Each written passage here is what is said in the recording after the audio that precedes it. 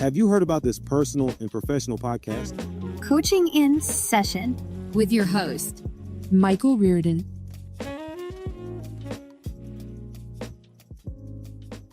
I think it was maybe a week or two ago, I talked about the idea of physical and mental damage. And it was a blog article.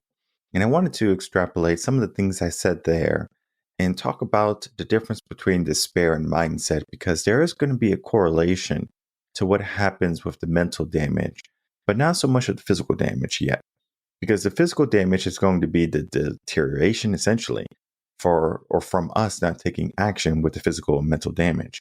Now, the physical also talked about an injury happening to us, whether it be from someone else or maybe even from ourselves. That physical injury typically would heal, right? Almost automatically. But when it comes to the mind, the mental damage that mind has to deal with, it is often not automatic. Now, they say time heals all wounds, but there's still going to be a trauma that is there. That is how you can go to a therapist, and the therapist is like, tell me about your childhood. Tell me about how your parents treated you. When you start to go down those avenues of emotion, of your past, and of maybe even past traumas, if you want to call them that, you might say, whoa, I have so much unhealed things within me. It's no wonder why I'm a mess. Now, this is not only to say that we need to go into our past all the time and say, let me fix all the things that were broken, right? I like to say that your past essentially are the pillars that you are going to utilize as your foundation. Now, I understand some of those pillars are not in the best shape. Some have cracks, some are chipping, some are made with paper mache and literally should not be a foundation, but they help to build you to the person that you are today. What you do essentially now is you don't get rid of the foundations all the time. Sometimes you say that these foundations need more support. So if you have a feeling of inadequacy, that foundation of that you were building on in high school or maybe elementary school, hopefully not elementary school, but yeah, you need to look at what pillars can counterweight or counterbalance this feeling of inadequacy. Well, I'm going to look at being more confident. I'm going to look at, being this boisterous type of person. I'm going to look at being a go-getter. I'm going to look at figuring out what I can do to elevate myself every single day. Maybe the accumulation of those things is going to be something you say, you know what, that's good, right? This is good. Now my foundation is supported, even though I had that insecurity there, right? I was once insecure, but now I'm surrounded by all of the good pillars. I'm surrounded by all the good foundations. Typically, you're not going to just say, my foundation is terrible, and you're going to just get brainwashed or hypnotized and say, you know what, I am not going to remember this. It is good to remember those feelings of inadequacy or the feelings of bad or challenge, because it's going to help elevate you. It's going to be that driver for us. Most people right now, if they're in a comfortable position, most likely they're not trying. Most people, when it came to, ending the New Year's, is now March. People are like, hey, I did really good in the beginning, but I'm in a comfortable spot right now. Maybe you lost 5 pounds, 10 pounds, but you're not going to keep that up. You're going to gain all that weight back. You're going to go right back to your comfortable habits. You're going to find yourself in bed more when you should be in the gym. You should find yourself looking at, social medias and stuff when you should be reading books. This is the difference in how a mindset can grow and prosper and how a mindset can fall into despair. Because there's two ways despair can happen. It could be a slow, steady decline, or it could be you got Spartan kicked off the cliff. All right. And now you're falling and you're careening to the bottom. And you're like, oh my goodness, I need a parachute. Oh my goodness, I need to figure out how I can save myself before I splat and hit the bottom. Now, despair is a heavy emotion. It's very similar to regret in the sense of this does not feel good. Now, regret has two forms also. It could be soft and light, and it could be heavy and a burden. The soft and light stuff is like, oh, I wish I invested in Google. Oh, I wish I invested in Amazon. But, those things are going to be light. They're going to be something you forget, right? It's just kind of like, oh, man, it would have been nice if I did that instead, or Bitcoin, right? Whatever. But then the burdens that are going to be heavy I wish I spent more time with my family and not work so much. And now I'm on my deathbed. That's a heavy burden. Can't change that. I wish I didn't drink and drive. That's a heavy burden. Maybe you got in a car accident, you killed someone. You can't reverse that. It's a heavy burden. It's regret. Despair is very similar to that regret. We are looking at despair oftentimes as a feeling of deep sadness or a deep uncomfort. And we say, I'm despairing. I'm in a state of despair. But the reality is you are the person that has to get out of that despair. No one's coming to save you. There's no light at the end of the tunnel if you have your eyes closed. You have to open your eyes. You have to embrace the darkness, essentially. And you have to say, I want to get out of this despair. We have to figure out when we are getting out of this despair, how do we get here? Because if it was a slow, steady decline, let's look at that first. The slow, steady decline type of despair is something that you are almost unknowingly heading in toward. Now, there's going to be cues and there's going to be feelings that are going to come into your life. I feel stuck. I feel like, things are not getting better. My living situation is getting worse. I'm more fearful. There's all of these things now compiling on your mind. Now your mindset is like, whoa, what's happening? We were once in a good situation and now we're here. How did we get here? And so you have to figure out what was that first feeling that you felt, the second feeling, the third feeling, and every subsequent feeling, and then you reverse engineer it. Well, let's look at why we are in this living situation, right? Are we spending too much? Are we not making enough now? I understand the prices have gone up. So we need to increase our income. How much, right? How much? Have you done a budget? So we do the things that need to be done. I know sometimes we close our eyes and we hope that the boogeyman doesn't get us. But the boogeyman is still going to be there. Closing your eyes is not going to stop the danger. It's not going to stop the bad guy. You have to have your eyes open and almost primed and focused, ready to take action, looking at every microsecond and saying, hey, this is my next step. You need to make sure that you have not only the mindset, the skill, but then also the bodily function to do it. Because when it comes to fear, most people are immobilized by their fear. Despair can immobilize you. In a sense, fear and despair can have the same negative effects on the body and the mind. So we need to figure out how we can get out of that slowly. So we look at our situation. Maybe we look at the fears that we're feeling. Maybe we look at, this inception of feeling stuck, right? Is it career? Is it relationship? Depending on you, because I can't just say, hey, we need to focus on our career. We need to focus on a relationship. You need to look at your situation that got you to this steady decline fear, right? You're taking a step to that despair, right? It's not going to lead to a good life. This happens with drugs, right? It could be, hey, I'm doing marijuana. Hey, I'm doing cocaine. Hey, I'm doing fentanyl. And now I'm on the streets, right? It could be that, that's like a step-by-step process. I'm not saying that if you smoking marijuana or something like that, because I know there's states that have legalized it, that your life is going to fall into despair. I'm not saying that. What I'm saying is there are people who can have that be their despair, where they started something and they finally got down to the point where now they're at that point where things are not good. They're uncomfortable. They're living in not a good situation. And every single day is a fight for their life. It's a fight for purpose. It's a fight for if I'm going to get out of the situation or is someone going to come save me. Now, despair, like I said, not many people are going to save the despaired. I understand there's a religious and spiritual aspect to being saved, that God will come save me. God will look out for me.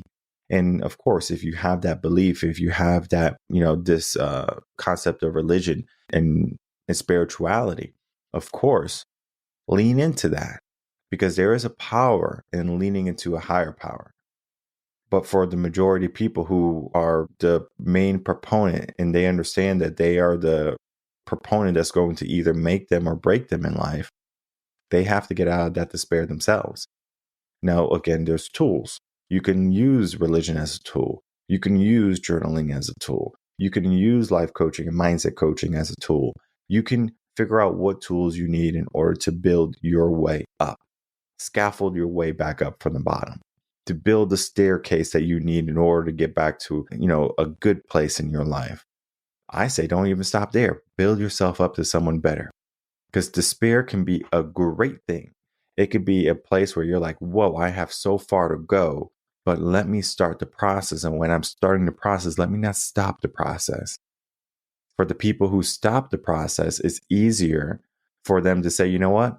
I don't want to restart. But for the people who never stop and don't give up, man, those people are going to be making it. And you're going to wonder, like, how in the world are these people just keep on going, right? Of course, you take rest days, weeks, months, maybe even years, but you do not make it a lifetime habit, because you will fall right back into that despair. If you have fell down that staircase before, it's possible that you're going to fall down again. So we figure out what works, what doesn't work. We avoid the things that got us to those staircases that were leading downhill, that were leading down. And we say, we're not going in that direction anymore. Of course, eventually we're going to get rid of all those habits that are going to lead us there, because not everyone has hundreds and thousands of bad habits. It's typically just those few. You stay up too late on your phone, right? You are judging yourself and comparing yourself with other people. You are abusing substances and drugs or something. You are not getting adequate amounts of sleep, right? You have a very negative demeanor and bias toward other people. I mean, all of these different things are going to compound, and eventually you're going to give yourself a lot more good things. And you're going to say, I'm going to focus on the good things. Well, that's a steady decline. But how about the people who are thrown into despair, almost unknowingly? This is going to be something that's more abrupt. And it's actually an easier mindset fix than, I think, for the people who have to make their way step by step up. Because there is not so much of time separating you from the despair. Because despair could have happened to you yesterday. You got in a car accident, you lost a limb, you lost a loved one, whatever it be, right? You lost something, right? You're in a state of despair. You're like, man, I lost it. Lost my wife. I lost my house. I lost my dog. I lost everything, right? It's a very tough place to be in, because the mental damage that has happened to it is so blunt and so abrupt. It's like you got a concussion. It's like you can't focus. So now you have to get clear. But it is easier to get clear when you can look at what you were yesterday and what you are today, and then what you would like to be tomorrow, versus of what have I become these past 5 years. It's a lot more to unpackage there. It's a lot more to unbundle. So we look at the idea now. If I'm thrown into despair automatically, car accident, death in the family, like I said, right? Whatever that despair is, you are going to be there for a bit, about maybe a month, maybe to 3-6 months, typically most. You figure out what you need to do to get out. If you decide to wallow in that despair, that is a decision. I'm not saying that you should not wallow in that despair. I think that feeling a great deep sadness is extremely human. So when something happens in your life, you might shed tears, you might cry, you might throw yourself in a dark room, isolate yourself, because you're trying to navigate through these feelings and these emotions. They're new feelings and emotions. You might have lost people before, but you didn't lose that person that you just lost. Because you could have lost a dad, you could have lost a brother, a sister, mom, grandma, grandpa, whoever. But grandma's not grandpa, and mom's not dad, and my sister's not my brother, and my cousin is not my best friend. So all of these different people are different people. So there's different feelings. Now, I'm not saying that you love anyone more or less. They're feelings of loss, of grief, and maybe even falling all the way to despair. When it comes to those abrupt despairs, we have to begin to work immediately. Now, when I say immediately, typically it's more so of we begin the process. You can still stay in despair, but we are working on getting out. The best way I have found to get out of that abrupt type of fear is to surround yourself with growth-minded content. Growth-minded content, what is that? Self-help books, psychological books like psychology, books written by therapists, typically talking about feelings and emotions. Typically, we want to journal. Typically, we want to meditate. We want to document how we're feeling, and then also document how we would like to feel again, right? So we're literally giving the brain a path. We're saying, hey, I'm giving you all of these resources. Let's build something. Because as I said, when we take that, those steps down to despair, typically we have to build some new steps back up to where we were or even better. When we get kicked off, Spartan kicked into this huge abyss, essentially, of unhappiness and despair, what do? We need to start building. We need to build good habits once more. Now, I'm not saying that you're not going to the gym anymore. I'm not saying that you're not eating. Sometimes those things can kind of take a back burner. I understand. But we do need to, again, give ourselves the resources and then from there build. And I encourage you not to do it by yourself when you are thrown into despair. If you knew something was coming, again, that's easier to take the steps to get back versus if you are like, I'm thrown into this, let me figure this out by myself. Now, of course, you can leverage a mentor, someone who can, guide you along the way, life coach, whoever, therapist. They can guide you whether you took the steps or you got thrown into it. It's just that if you get help sooner, you're going to get out a lot quicker. All right. Because someone can throw a ladder down, right? Because you ask, hey, I need some help. You get a trainer, you get, a life coach. So, you get a therapist, you start talking about things. You're going to be in a better place within the 3 to 6 month span versus if you did it by yourself, you're going to be looking at 8 to 9 months to even get back to where you were. So we can save a minimum of 5 months of this feeling of inadequacy. How does this happen? And it happens literally. Emotions almost have a time limit because how long can you cry? How many tears can you shed? How long can you be angry? Get a stopwatch. Next time you're angry, stopwatch. And then stop it when you're not angry anymore. Okay? At some point you're going to say, whatever. I'm over it. And that is what happens to most emotions. They come and they go. Happiness is the same thing. Happiness lasts for 90 seconds or maybe 90 minutes or whatever it be, depending on the person. So emotions are only meant to last 90 seconds. So if you are ruminating on something, that emotion is literally on replay. You need to break the loop, break the cycle, give yourself another film. That's why another person can be that film. Hey, maybe they're on a different loop. Let me watch what they're doing. And it's not so much that you're watching to emulate, but you're watching to understand that this film that I'm currently living was not my film prior.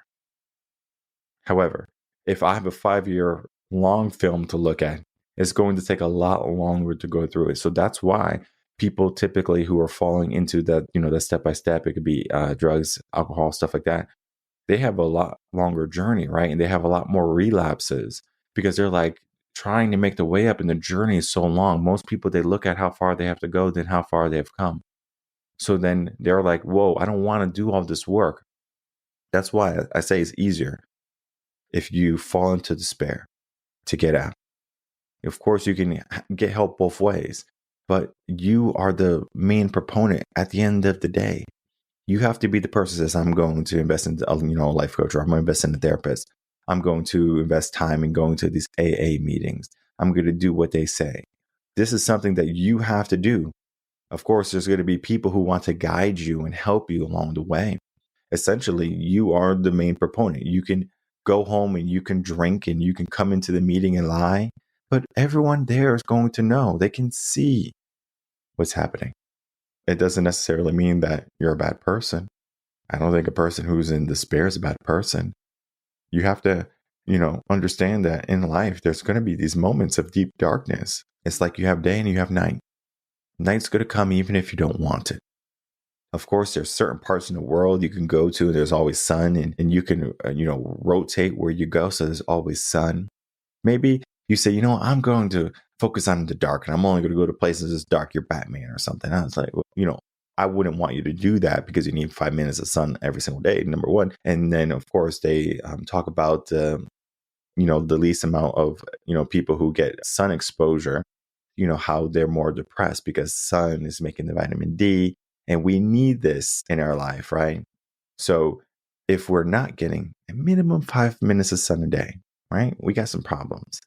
So, how do we get out of despair? And we need to get out of our situation. We need to get out of our hole. And typically, if we're in our room, if we're isolated, we just need to get out. Have a friend, have a buddy take you out.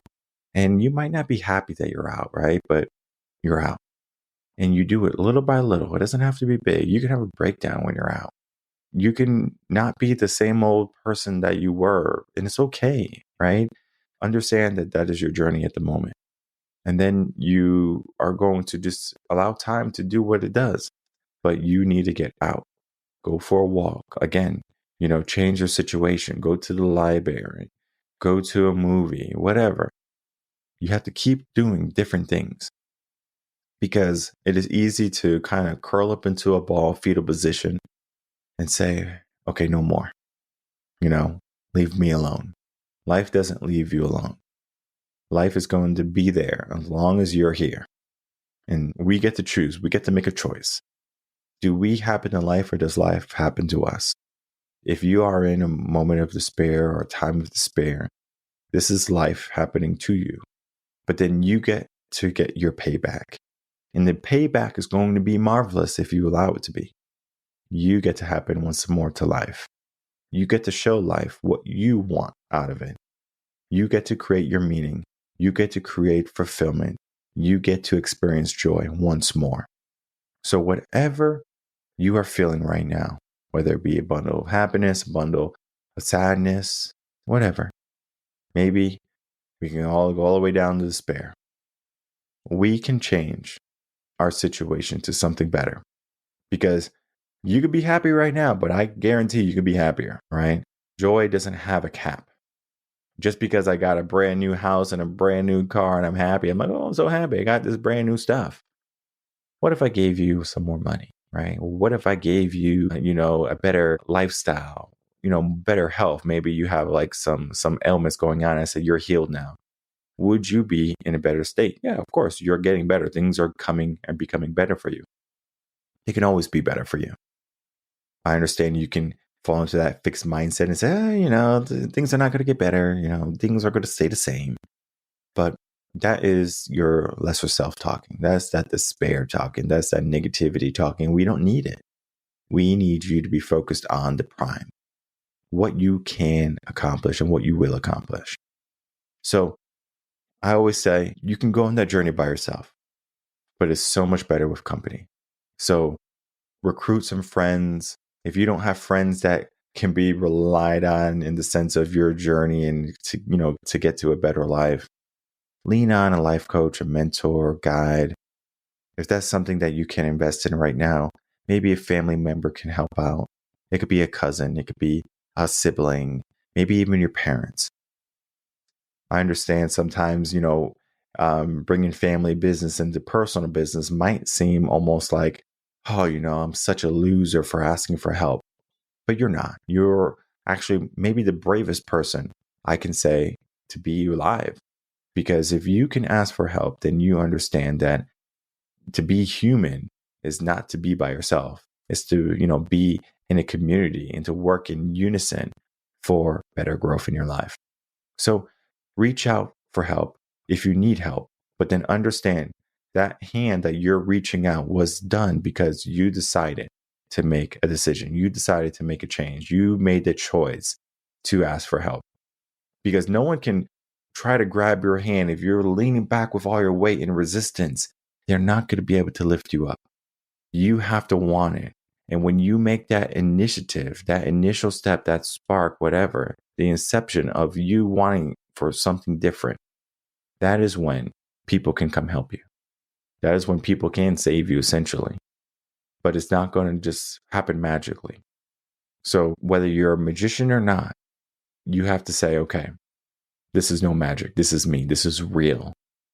Become the proponent to the change that you want in your life, to a better mindset and to a better future. It is something that's within your grasp, and it's a simple decision. You can stay or you can leave. You can ask for help or try to fight uphill by yourself. Whichever path you take, understand the better future or the better destination awaits you.